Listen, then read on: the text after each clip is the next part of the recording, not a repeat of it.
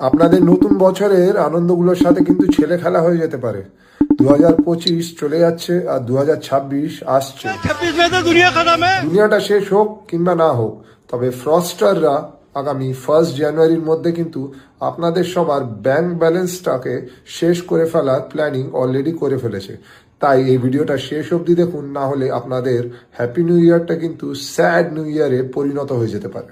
নতুন বছর শুরু হওয়ার সাথে সাথেই আপনাদের মোবাইল ফোনে আপনাদের আত্মীয় স্বজন এবং বন্ধু বান্ধবদের হ্যাপি নিউ ইয়ারের মেসেজ আসবে, এবং এই সময়ের সুযোগটাই কিন্তু সাইবার ফ্রস্টাররা পুরোপুরিভাবে নেওয়ার চেষ্টা করবে। আপনার হোয়াটসঅ্যাপে আপনার কোনো চেনাশোনা ব্যক্তির মোবাইল নাম্বার থেকে হ্যাপি নিউ ইয়ার নামের একটি ফাইল আসবে, যেটাকে আপনি কিছু না বুঝে শুনেই আপনার অজান্তেই ওপেন করে ফেলবেন এবং ফরওয়ার্ডও করে দেবেন। কিন্তু যে কোনো নাম্বার থেকে যদি আপনার হোয়াটসঅ্যাপে কোনো হ্যাপি নিউ ইয়ার নামের একটি ফাইল আসে বা মেসেজ আসে যার শেষে .apk লেখা থাকে, সেই ফাইলটাকে কিন্তু ভুল করেও কখনো ওপেন করবেন না। কেননা হতে পারে আপনার যিনি চেনাশোনা ব্যক্তি আপনাকে মেসেজটা পাঠিয়েছেন, ওনার ফোন অলরেডি হ্যাকাররা হ্যাক করে রেখে দিয়েছে এবং সেইখান থেকেই কিন্তু আপনাকে ওই ফাইলটি তারা পাঠাচ্ছে।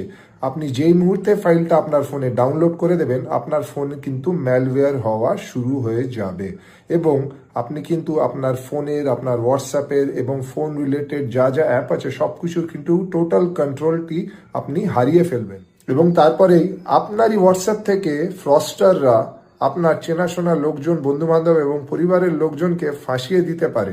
তাই বন্ধুরা, হ্যাপি নিউ ইয়ারের যে শুভেচ্ছা বা শুভকামনা জানানোর জন্য কোনো ফাইল ইউজ না করে শুধু টেক্সট মেসেজ ইউজ করুন, এবং কোনো রকম কোনো এপিকে ফাইল যদি আপনার মোবাইল ফোনে, হোয়াটসঅ্যাপে আসে হ্যাপি নিউ ইয়ার লেখা, সেগুলোকে কিন্তু কোনোভাবেই কারু কাছে ফরওয়ার্ড করবেন না।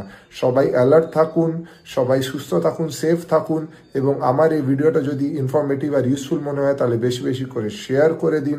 আর আমার কাছ থেকে এরকম আরও ভালো ভালো ভিডিও পাওয়ার জন্য আমার প্রোফাইলটাকে যাওয়ার আগে ফলো করতে ভুলবেন না। জানো, জয় হিন্দ, জয় ভারত।